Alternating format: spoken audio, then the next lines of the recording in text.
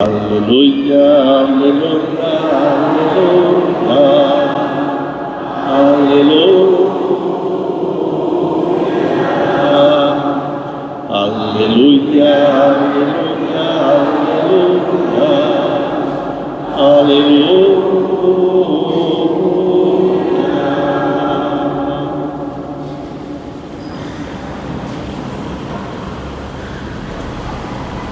Irmãos e irmãs, domingo passado eu não estava porque era o Dia Nacional da Juventude, celebrado também na nossa diocese, todas as dioceses celebram, e eu estava lá em Itaquaquecetuba com uma multidão de jovens, 1000 jovens, celebrando este Dia Nacional da Juventude. No domingo retrasado também eu não estava, aí eu já estava num lugar menor, a reinauguração da capela do Cosmos Clube, para quem conhece, muito frequentado por japoneses, de modo muito especial. O próprio presidente Clóvis também é um japonês. Eu estava celebrando a inauguração desta capela lá na Perimetral, uma capela pequena que ficou muito bem restaurada. E assim vamos caminhando já. Hoje, o 30º domingo do tempo comum. Vamos chegar no 34º, portanto, então falta pouco. Faltam só 4 domingos para encerrarmos o ano litúrgico, como de fato encerraremos no final de novembro, 24 de novembro, na festa de Cristo Rei. E este ano fomos então ajudados, vamos dizer, recebendo esta catequese do Evangelho de São Marcos. E hoje, o final do capítulo 10º do Evangelho de São Marcos, que tem 16 capítulos. É o Evangelho mais curto de Marcos. E o final do capítulo 10º, este milagre. Até aqui, São Marcos relatou diversos milagres de Jesus, muitos milagres de Jesus, como relatou também ensinamentos de Jesus, como também relatou aquela incompreensão, ou melhor, hostilidade das autoridades, herodianos, fariseus, sumos sacerdotes, escribas, a hostilidade deles em relação a Jesus, a incompreensão dos discípulos, e até chegar neste ponto. Então vamos dizer que este capítulo 10º, cujo final nós lemos aqui no Evangelho, vamos dizer que encerra esta parte do ministério de Jesus, porque a partir do capítulo 11 já é o relato da paixão, começando com a entrada de Jesus em Jerusalém, no dia de Ramos.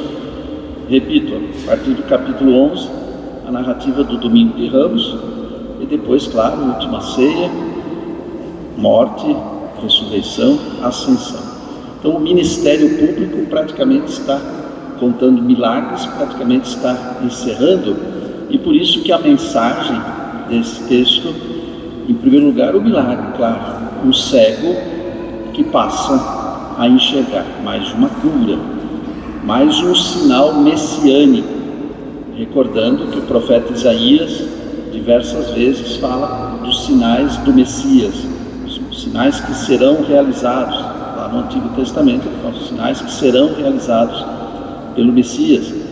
Os surdos ouvirão, os mudos falarão, os cegos enxergarão várias vezes, os leprosos serão purificados, etc. São sinais messiânicos. Então, a primeira mensagem mais evidente é que Jesus vai mostrando que ele é o Messias, porque realiza esses sinais messiânicos. Mas também depois a mensagem do caminho. Jesus está a caminho, na verdade, da Galileia, Cafarnaum, precisamente onde ele morava, mas toda a Galileia, Nazaré, Betsaida, etc., vindo, passando pela Samaria, e em Jericó já é bem perto de Jerusalém, na Judéia. E é lá que diz, e é lá que vem este que é chamado cego de Jericó. no Evangelho, o título muitas vezes desta passagem é o cego de Jericó, porque Jesus estava em Jericó, ele, os discípulos e uma grande multidão.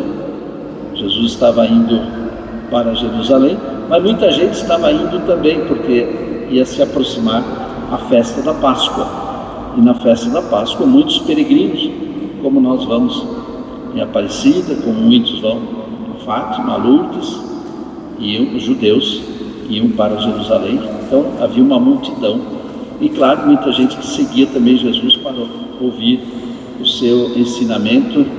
E eis que este cego, mendigo e sem nome, Bartimeu significa filho de Timeu.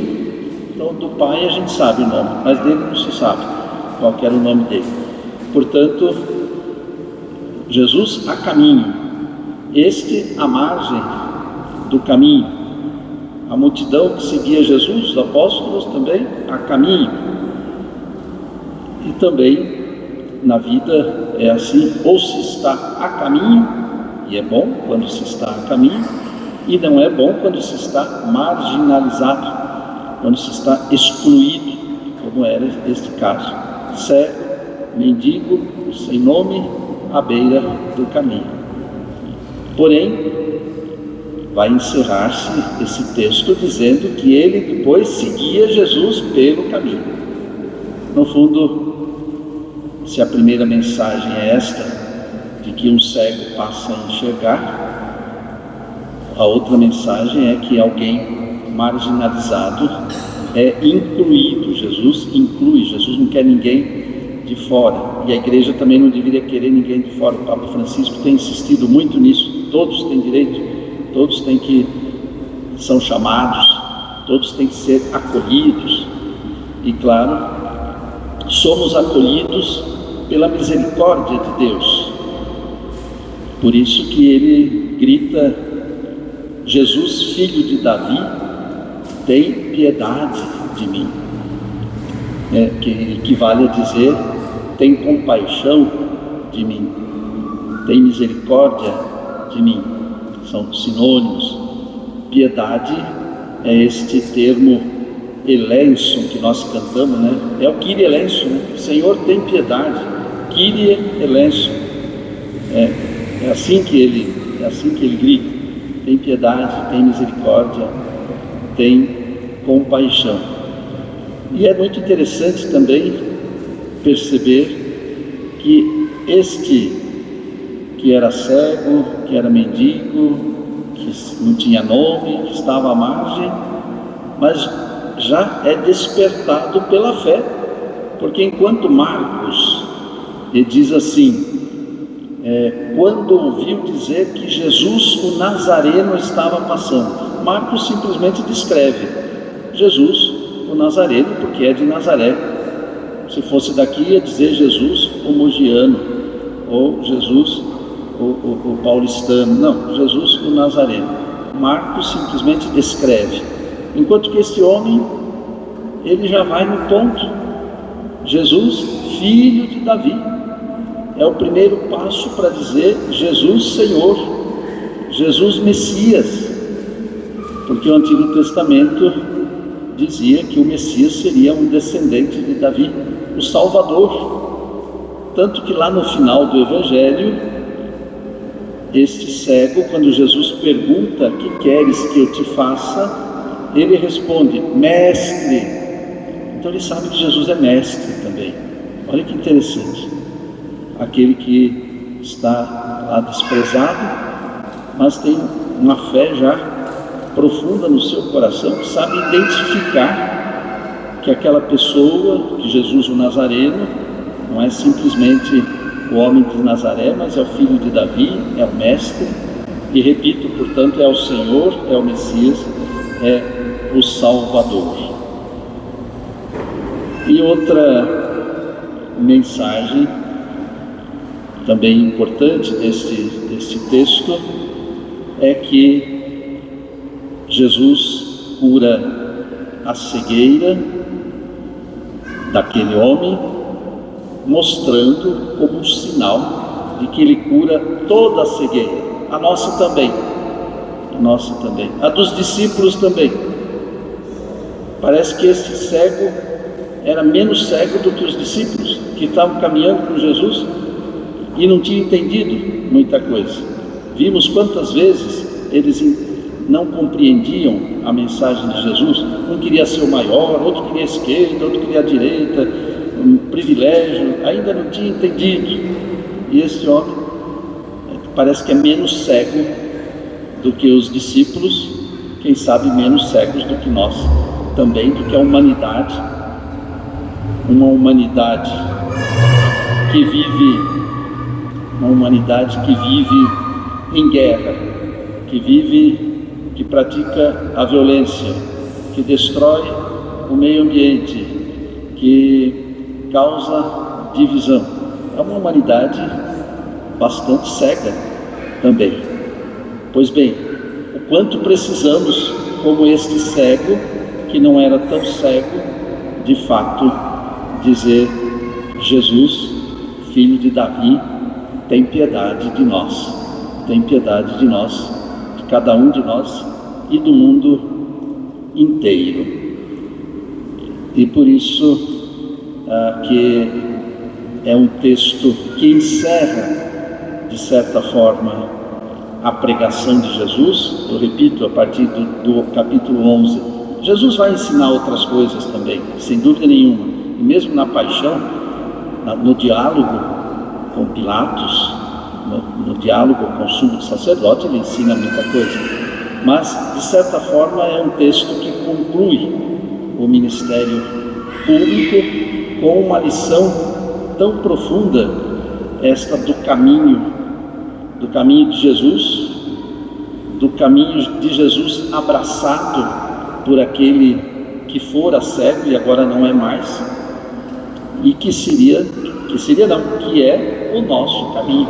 Esse é o nosso caminho. É interessante que quando Jesus diz: vai, a tua fé te curou, praticamente Jesus está dizendo: siga o teu caminho, não precisa ficar mais à beira, volta para a tua casa, volta para a tua família. Praticamente é isso que Jesus está dizendo, mas ele não faz isso. Como aquele leproso que Jesus curou e falou: fique quieto, não conte para ninguém, só mostre para os padres, para os sacerdotes, cumprindo a lei e basta. Mas ele não obedece, ele sai proclamando. Esse toma outro caminho, não volta para trás, ele segue Jesus. E por isso que o texto termina dizendo: seguia Jesus pelo caminho. Uma belíssima catequese que o evangelista Marcos nos faz, apresentando o quanto o encontro com Jesus muda tudo. Era cego, era mendigo, era excluído, não é mais. Tinha um germe de fé, e o encontro com Cristo o fortalece na fé. Vai em paz, a tua fé te salvou. E transformando a sua vida, sendo acolhido, sendo reintegrado, sendo amado por Jesus e pelos outros, embora os outros não compreenderam bem, mas depois acaba compreendendo. A vida vai ensinando a compreender. Primeiro, este passo de se libertar da cegueira, ser fortalecido na fé e seguir Jesus, tornar-se discípulo. Quem se encontra com Jesus e tem a vida transformada, torna-se seu seguidor. Somos seguidores do Senhor. E quem se torna seguidor, torna-se também seu colaborador. Anunciar o que Jesus anunciou, testemunhar as maravilhas que o Senhor, como cantou o Salmo, as maravilhas que o Senhor realiza em cada um de nós. Maravilhas fez conosco o Senhor, exultemos de alegria. Bem, por tudo isso, não vamos entrar nisso numa outra reflexão agora, mas por tudo isso também é que depois o autor da carta aos Hebreus, como vimos na segunda leitura, pode proclamar Jesus como sumo e eterno sacerdote. Sumo e eterno sacerdote que sabe ter compaixão.